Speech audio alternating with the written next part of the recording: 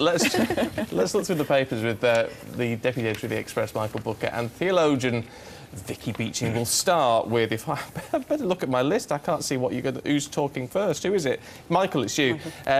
Looking at Nigella, boiling over. It's everywhere today. Yeah. She won't be very pleased. I mean, the Daily Mail, it appears they think that World War III's broken out. They've done up to about 13 pages on it.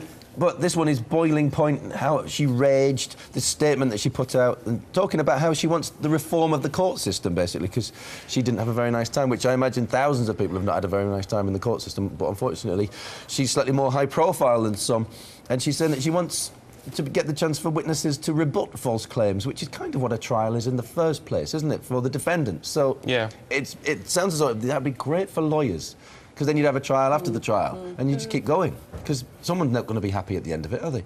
So, I don't know, she's had a horrible time there, obviously. She says it's harrowing to see her children subjected to these extreme allegations, but I think she just wants to put it behind her and get on, really, rather than banging on about it, because I think the more she talks about it, the more it's going to keep on coming back. But the point is, she wasn't actually on trial. Well, no, she wasn't on trial. You'd given for thinking that she was, wouldn't you? It's incredible how it's eclipsed what was actually the actual genuine purpose of the trial. But as a result of that initial email, which she released, I mean, her lawyers released it, so it's... and Vicky, on front of the Times this morning, Nigella's revenge, they're saying. Yeah, it's interesting. They're looking here a lot about her reputation and her brand and how that suffered. And also... Do you think it has been harmed? Well, I don't think it has, because there's been a lot of people saying that it's basically in shreds and in tatters. And my take on it really is that she's come out of it looking very much like the victim, which I think is true. And my particular interest being in social media, I've been watching with great interest how the sort of Team Nigella, Team Cupcake thing has really just come around her and added a support that wouldn't have existed in years gone by. So I think actually social media has had a lot to do with the support that's rallied around her. And I hope for her sake that she's able to really see those messages, because a lot of people, including the Prime Minister, obviously, have got behind her and spoken out online. Yeah. Well, you know, I think when you reach that level of fame, I know she's got a new show coming out over Christmas and what have you. Yeah, The Taste. It'll bounce back. I think she's probably got nothing to worry about there. Oh, here we go. Right at the bottom of the front of the Telegraph, Michael. Christmas visitors in your tree. Yeah, there you all are at home having a nice, relaxing time with your Christmas tree, but it could kill you. Yes, bringing a Christmas tree into the living room can bring the festive season alive with 25,000 bugs. No. Now, this has come from a professor at the University Museum of Bergen in Norway, and he says these creepy crawlies have been hibernating, and they empty their bodies of fluids. Now, this is then reawakened in the warm front room, and so all their dirty business, yes, will it has make been us sick, reawakened. So cheery. Yes, it will make us sick. It can make us sick. Bugs, everything. You severe allergy sufferers, we're all going to be dropping like flies. Sorry. Merry Christmas. Well, there you go. Well, if you mind you, we always used to spray a tree with hairspray. Oh, really? My mum does that, I think. Yeah, I've to keep the needles on. Let me know if you do that. It keeps the needles on. So maybe that coats the bugs to try maybe it just kills them. Like they're just like frozen. Yeah. It says on here that the way to solve it is to take the tree and beat it on a white sheet. I mean, who's going to do that? Like, the tree's going to fall to bits, right? White sheet? Yeah. That's what it's saying, that if you put the tree, if you beat it on a white sheet, you can see all these creatures fall off, and then you know you've kind of got them out of your tree. But I don't think there'd be much left of many Christmas trees. We struggled for in a shop this year, an angel at the top of a tree. You can get stars, you can get everything else, but the angel's missing. Really? There's not many angels around. Well, it's because they don't have wings anymore, do they? They're just shafts of light, according to the Catholic Church. Your programme earlier. So it's hard to get a shaft of light on the top of your tree. Christmas shopping, though, Vicky. This is fascinating. So even though we're being told by the government that the economy is turning around, this is one of the slowest Decembers on record for trading. We're only seeing a quarter of stores actually selling things at full price.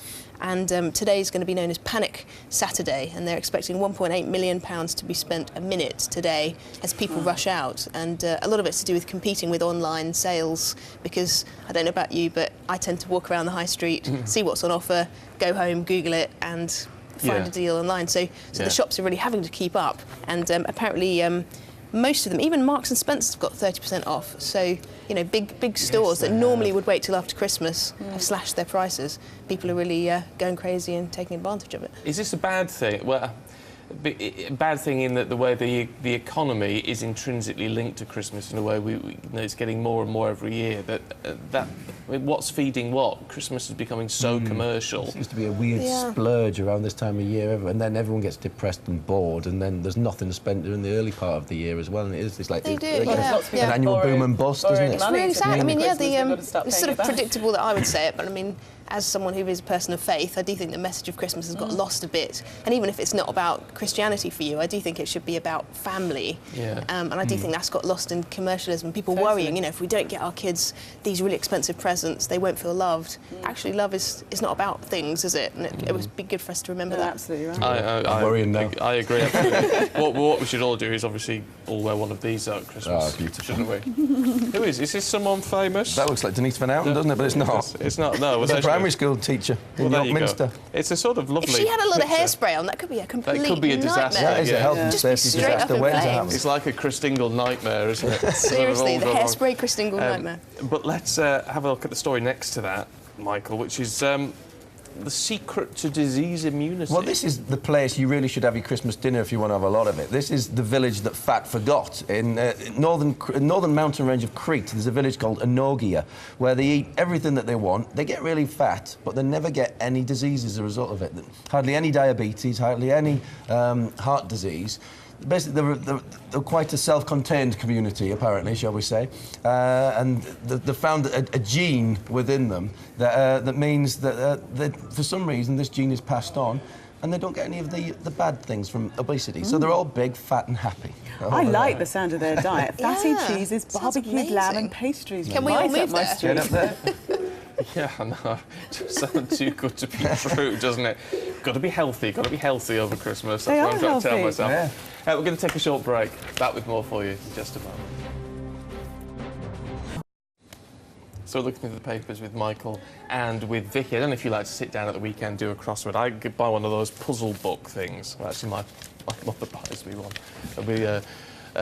She's much better than I am. But the first ever crossword in the Sun this morning. 100 years to the day when it was first published. I could probably manage this It one. was in the New York World newspaper, and then this is the thing that started everything off. And there's going to be a lot of crosswords done from very bored people over the holidays, I Oh, imagine. no, it's quite good. It's a bit I'm of so bored, that so I'll do a brain crossword. training sort of thing. See, I hate them. I've never been able to do them Really? in my life. I haven't got I don't know any words. Do you like any word games Interesting at for a all? Are you a journalist. Scrabble player? Scrabble's quite fun. I like that. No, I'm just useless at all them sort of things, to be honest. But this one, to me, is too hard as well. They filled in the first one, which is fun, but 2 to 3 across, which is how it was first done, what bargain hunters enjoy. See, yeah, I was trying to work that out. I thought it was a sale, but it's not, It's is it? sales, because you go from the 2. You start, you say. Oh, so I did get it right. Almost. Do you know that originally they were called a word cross? Ah, there you I go. thought that was fascinating. That was in the article. It said that originally the man that invented them thought, I'll call it a word cross. Then it became crossword. So, I wonder why that switched then. Is that Don't know. interesting? yeah, it's fascinating. Bizarre. Probably what came across here from America. We changed it to make something Well, understandable. probably right. Christmas bonuses and all that. Vicky, everyone likes a Christmas bonus. They do. If you This get is- one, I don't know if many companies do it these days. I have always wondered about this because other shops like Marks Spencer's and Debenhams offer about 20% off to their staff throughout the year. And I go into the Poundland shops quite a lot. I've got this sort of bargain hunting tendency, and sometimes I'll choose something in the 99p shop and take something back to the pound shop, which is quite sad, but I love to get a bargain. But this is about the Poundland staff and what happens for them at Christmas, and what they're given is between now and January the 7th, 10p off per item, and Poundland staff are not happy about this. They feel like it's one of them says it's a slap in the face, and worse still is the fact that you can't spend it on what they're calling festive treats. So you can't buy the chocolates, the soft drinks, the biscuits that you'd instantly that's not think. fair. So I don't really know. I'm trying to think what there is at Poundland that you would drain buy. cleaner or something like that. We all need that this time of year. It would be. Get rid of that It big is fat quite bird under a London. pitiful gift to give your staff, isn't it? I think, like in a pound shop to save 10p on an item. But it is Off every 10% pound. though, isn't Every it? pound. But if you're getting 20% off working for something like Marks Spencer's all year, I don't know, the staff really aren't happy. So Well, no, you'd have to go in and spend 100 quid just to get 10 quid as a gift, wouldn't you? Which is fairly rubbish. I tell you what, let's cheer ourselves up, Vicky. This is one of yours as well, and these lovely quadruplets. It's just so sweet. With mum and dad. So sweet. So these are the first ever identical quadruplet girls in the UK. So it's never happened before, and they were born back in March, and they're getting ready to celebrate their first Christmas. I love it. They're quoted in here as saying, "There will be no silent night for us." Have you seen the name on the story as well? Warren Manger. Oh, Isn't that beautiful? Even though they're gorgeous, Look at these. it must be such a nightmare. Another of the interesting facts in the article is that they get through 200 nappies every week. My goodness. 200 nappies a week. And they're getting ready to liquidise the Christmas dinner and celebrate with just the 6 of us, they said, which is actually quite a lot of people. lovely. Oh, I hope they have a lovely time. Great, guys. gorgeous. Thank you very much. We shall see you in an hour. Look forward to that.